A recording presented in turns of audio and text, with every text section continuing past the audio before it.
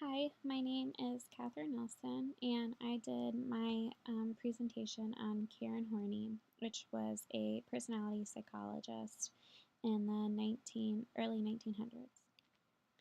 So she was born on September 16th, 1885 in Hamburg, Germany. She lived with her mother and father and her older brother, Bernd. Um, Her mother did divorce her father, though, when she was 19 years old. And Karen had a difficult childhood due to her father's cruel and strict parenting, and he showed a lot of favoritism to her older brother. And this kind of was a part of what developed her depression at a young age, and she actually ended up struggling with depression for most of her life. She went to the University of Berlin to earn her medical degree. There she met Oscar Horney and ended up marrying him in 1909. In 1910, they had their first child together, which was Bridget. She was the first of the three daughters they ended up having together. And in 1913, she earned her medical degree. And due to the birth of her children and the marriage that she had with Oscar, she changed a lot of her original Freudian ideas and theories and eventually countered a lot of them and developed her own ideas. So in 1911, her mother passed, and in 1923, her older brother passed, who she was very close to, and this kind of led to more of her depression and mental illness and a strain in her marriage, which they had numerous problems. He was very aggressive and had a parenting style much like her father, which was cruel and strict. And eventually, in 1926, she moved her and her three daughters out. And in 1930, they immigrated to the United States and settled in Brooklyn.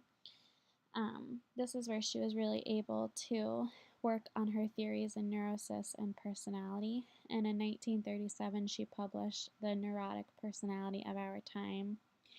And then in 1941, she became the dean of the American Institute of Psychoanalysis, which was a huge accomplishment, but she was forced to resign due to her deviation from Freudian psychology, and this finally led her to teach at the New York Medical College, where she taught until she passed in 1952 due to cancer.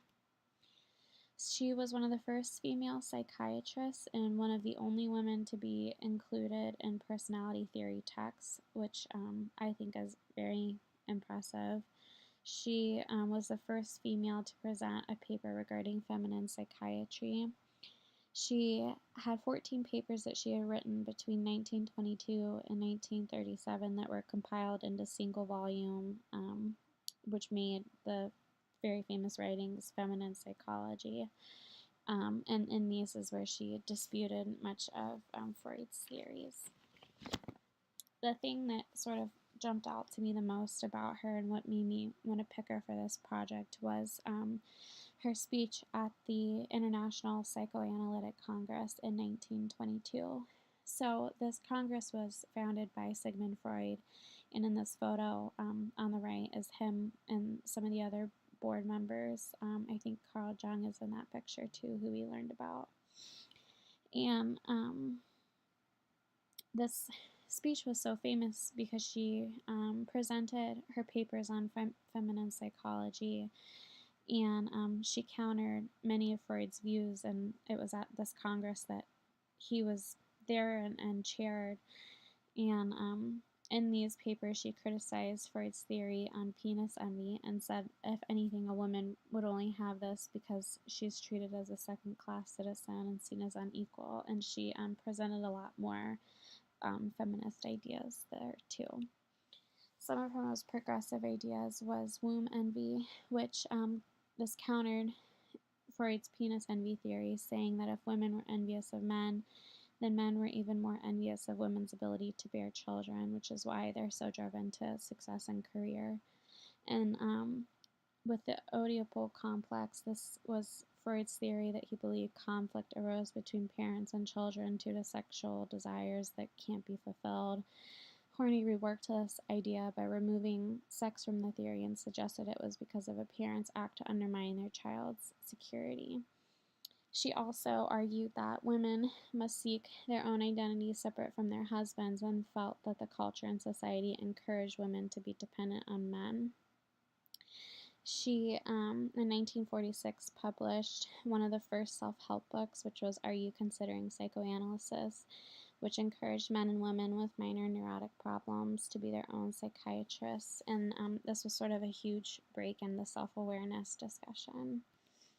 Her legacy is she's a very big figure in the feminist community, especially for feminist psychologists. And she's also has a huge following in medical and academia communities. And in 1955, 3 years after she passed away, New York City opened the Karen Horney Clinic, which was to honor her achievements.